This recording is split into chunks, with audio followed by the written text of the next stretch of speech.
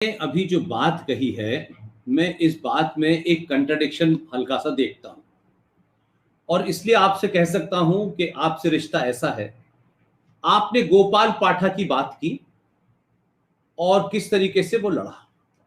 हम्म। एक तरफ आपका कहना है, दूसरी तरफ आपका देश के सनातनी हिंदू, खासतौर से बंगाल के हिंदुओं को आपका कहना है कि हमें अपनी सरकार पे भरोसा रखना चाहिए। सरकार के इंस्ट्रूमेंट हैं, चाहे वो सुप्रीम कोर्ट हो, चाहे ह्यूमन राइट कमीशन हो या पुलिस हो, लेकिन पुलिस, सरकार और सुप्रीम कोर्ट, अगर ये तीनों ने अपने हाथ बांध लिए और कहा है कि तुम मरो, और राज्य की पुलिस ने खुली छूट दे रखी है, राज्य की सरकार ने खुली छूट दे रखी है कि तुम किसी भी हिंदू का बलात्कार करो, मारो, आग लगाओ, तो मैं ये पूछना चाहता हूं, क्या 100 करोड़ हिंदू सनातनियों ने जब सरकार चुनी तो सरकार की जिम्मेदारी है कि वो ये करे, लेकिन सरकारों को तो पिछले 70 साल से हिंदुओं ने चुना, वो बहुत राष्ट्रवादी हो या न राष्ट्रवादी हो। भारत का हिंदू तो पहले दिन से इसलिए पिट रहा है कि वो जिस व्यवस्था में है वो ये मानता है कि ये देश हमारा है,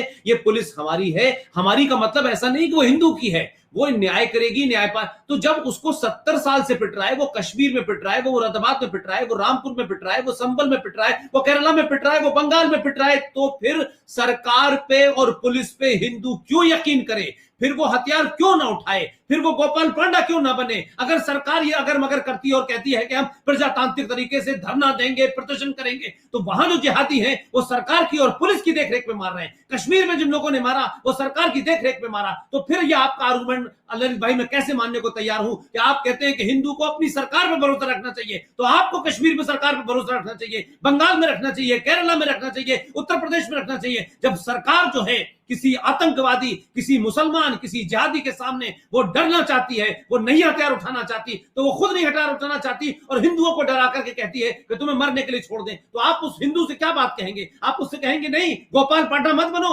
आप ह्यूमन राइट कमीशन में जाओ, सरकार पुलिस पे जाओ, तो आप किसकी तरह बात कर रहे हैं? दो बातों में कंट्राडिक्शन क्यों है ललित भाई? आप तो भुक्तभोगी हैं। आप सरकार से कहिए, सरकार उस सरकार से कहिए जो सरकार इस काम को करे, लेकिन जब सरकार छोड़ के भाग के आ जाती है और दिल्ली में कहती है हम प्रजातांत्रिक तरीके से लड़ेंगे, तो ये मैं समझता हूं सरकार के अंदर बैठे हुए लोग, जो ऊपर के दो लोग हैं, चाहे होम मिनिस्टर हो चाहे प्रधानमंत्री हो, उससे नीचे के लोग खेल कर रहे हैं। व्यवस्था में ऐसे लोग बैठे हुए हैं जो उन दोनों को बदनाम करने के लिए कर रहे हैं। तो हिंदुओं को हथियार उठाने से आप रोकेंगे और जिहादियों का हथियार जस्टिफाई है। दिल्ली में दंगा कर दो जस्टिफाई है, बंगलोर में दंगा कर दो जस्टिफाई है। जब उनके खिलाफ कुछ नहीं होता है तो फिर हिंदुओं को ये सबक तो दिया जाता है कि नहीं साहब आप हथियार मत उठाइए, आपकी सरकार है, आप भरोसा रखिए। तो 70 सालों से तो हिंदू भरोसा ही रखे हुआ है। हिंदू ने कब हथियार उठाए हैं? और हिंदू ने नहीं हथियार उठाए हैं, इसीलिए वो कायर हो रहा है, इसीलिए पिट रहा है, इसीलिए कश्मीर के अंदर लाखों हिंदू भाग के आया। आपकी बात दो तरफ है।